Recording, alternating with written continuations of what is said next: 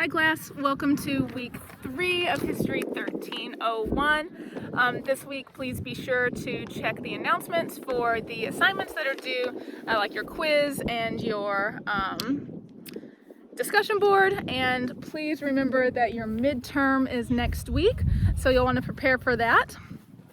This week I am here at Mount Vernon. You can see that behind me here. George Washington's home on the banks of the Potomac River, just outside of Washington, D.C., in Alexandria. The land across, you can see that there are no houses, there's nothing there. The Ladies Society of Mount Vernon bought that land to make sure that there was an unobstructed view from Mount Vernon. They also own this area as well.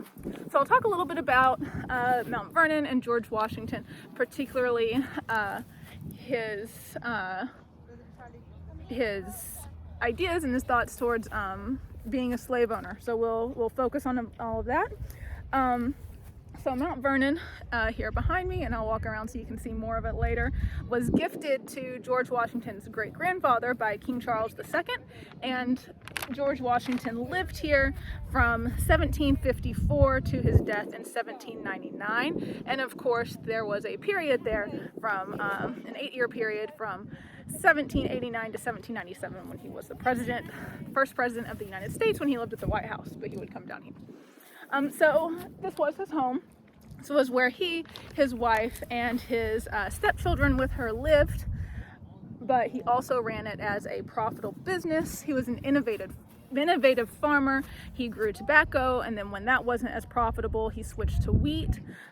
He created a grist mill that's about 10 minutes driving up the road, where he would ground the corn and the wheat, and then he would send it off to international foreign markets in order to sell it. He also made whiskey. That was one of his big ventures at his rye mill that was connected to the grist mill that's up the road. But in order to be successful at all of these ventures, he depended on slave labor. He also depended on slave labor in order to maintain the house and the plantation.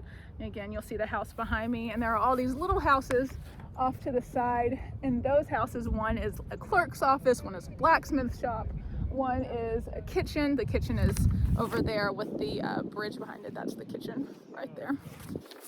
So you'll be able to see that. So the house was primarily just for living quarters, but he did depend on slave labor in order to maintain the house as well as the plantation. So he personally owned slaves, and he first became a slave owner at age 11. At the time of his death, there were 317 slaves living here at Mount Vernon, but he only owned about half of those. The other half were owned by Martha, Washington's estate, which she inherited from her first husband after his death. And those got passed down later, which we will cover. So Washington could be considered pro-slavery, of course, because he had slaves. He depended on slave labor here at Mount Vernon. But after the Revolutionary War, his views on slavery changed, and he publicly avoided the issue. He didn't want to cause issues with that. He didn't want to get into debate, so he didn't talk about it publicly, and he thought that debates on slavery could tear apart the new nation. So, of course, while his views changed, he still had 317 slaves here at Mount Vernon. And the slave owners administered, as we all know, punishments in order to control the slave labor. We've all read terrible accounts of things that were done to slaves, whippings, different punishments done to make them comply. So in his later years, George Washington believed that harsh and indiscriminate punishments could backfire, and he urged his overseers here at Mount Vernon to motivate workers with encouragements and rewards, but he still approved of correction measures when those methods failed, when the positive methods failed. And this is one story, in 1793, the farm manager accused one of the slaves named Charlotte, who was a seamstress, of being impudent and arguing with him and not doing work. So as punishment, he whipped her with a hickory switch, and George Washington said that that was a very appropriate response for the overseer. Charlotte's response, saying she said that in one of the journals that she had not been whipped in 14 years, shows that physical punishment wasn't very common, but it did still happen here. So I'll walk up as we're talking about some of the other places in the other side of the house. There's a closer look at some of the other little shops down here. Down this hill behind me, there's a farm. George Washington's tomb, which I can't film at, is over behind these trees there, and there's also a monument to the slaves there as well. All right, so the slave community here at Mount Vernon took opportunities whenever possible to escape their enslavement here. So there were runaway or escaped slaves from Mount Vernon. For example, sorry, I'm trying to get around here. In 1781, during the American Revolution, 17 members of the enslaved population here at Mount Vernon, 14 men and 3 women, fled to one of the British warships that were off of the Potomac there. So they, I believe, successfully escaped. So we'll walk over this way so you guys can see the back of the house. So the front, of course, faces the river. This would be the back here, the entrance where you guys can get in. And you can see all of that around. So we'll walk through the grounds and the gardens a little bit so you guys can see it's a huge property. It's massive. All right, so while some slaves here did work to escape and some were successful, other members of the enslaved population here at Mount Vernon used different methods of resistance in order to fight back on their slavery or their enslavement. So some of those methods you guys will read about later in the course. That would be shoddy work, misplacing or damaging tools, pretending to be sick, working slowly, things like that. More active methods of protest included theft, arson, and sabotage of crops. So here I'm just off of the house and the kitchen, and you guys can see this behind me is the kitchen garden. It's where they have all the vegetables and crops. There's some grapevines here, and it's very close direct access to the kitchen, so they can get crops there. And on the opposite side of the house is Martha Washington's flower garden. All right, so we'll keep moving on the tour of Mount Vernon.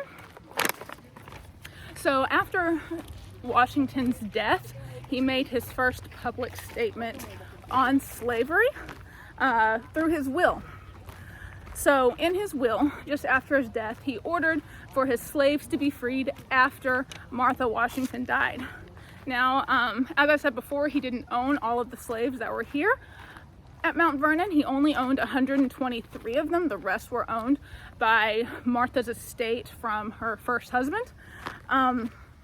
So 123 would be freed, those ones that were owned specifically by George Washington, but the ones that were owned by Martha's late husband's estate would not be freed, which made it very difficult because these families had lived at Mount Vernon and worked together for a long time, and so they were intermarried, they had children together, so some members of families would be freed while other members of families of the same family would not.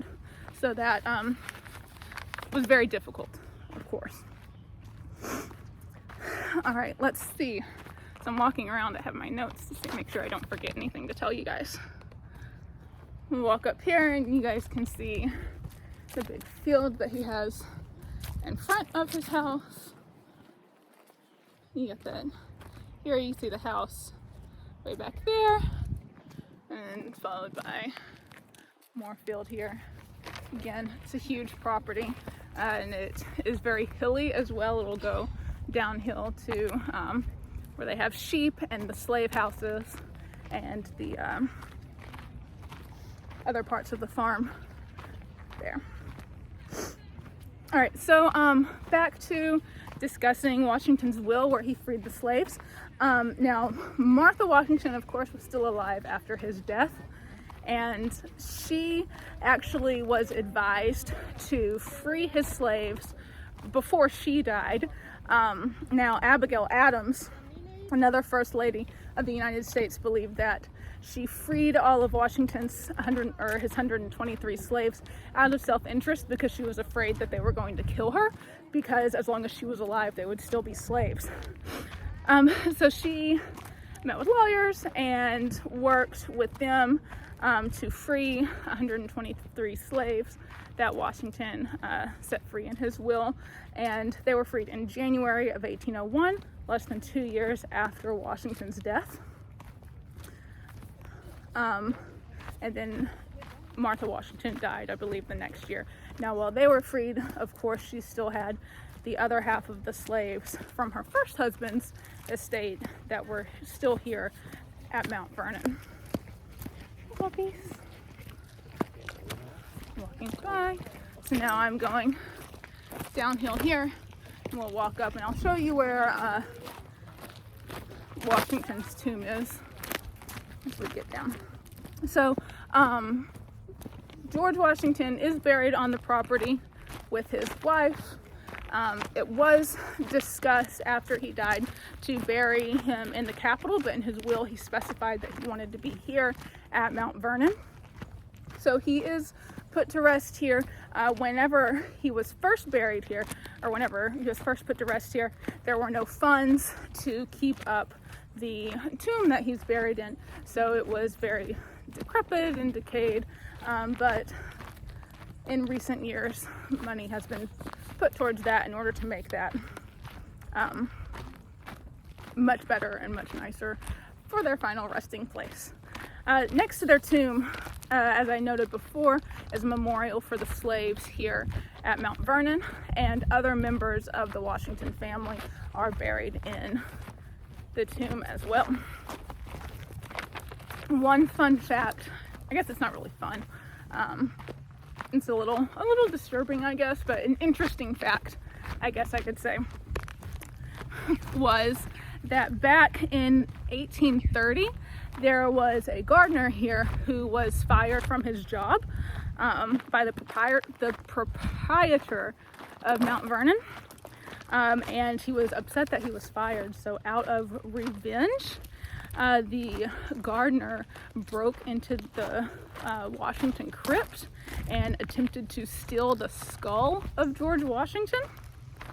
But because of the state of the tomb, he didn't know which one George Washington was, so he accidentally took the skull of one of George Washington's nephew-in-laws. So he was, of course, caught for stealing a skull and punished. But the poor state of the tomb contributed to his confusion and not knowing which skull was Washington's. And the crypt was so poor that coffins had rotted through. There were skeletons just scattered around. And but the bodies of George and Martha Washington were encased in lead before they were put in, so they were fine. So here, I don't think that I can film back here, but this is, you see that is the slave memorial there for all the slaves, and then there's a building to the side that has their caskets or their tombs in it. So we'll walk up and I'll be quiet, and then we'll end.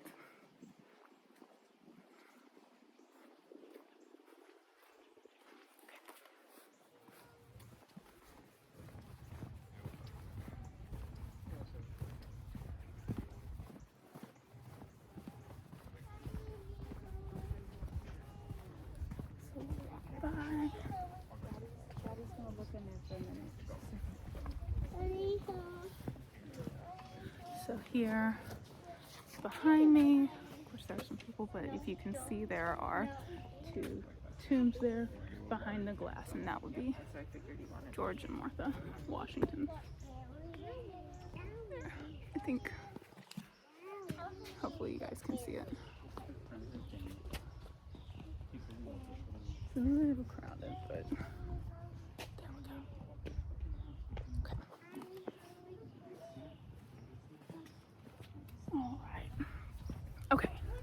So that's all I have for you guys today. I know it was probably a little distracting walking around, but it's a big property and I wanted you guys to see various parts of it. So if you guys have any questions, please message me, please email me, let me know. I'm here to help you guys succeed, and best of luck for the week. All right, bye guys.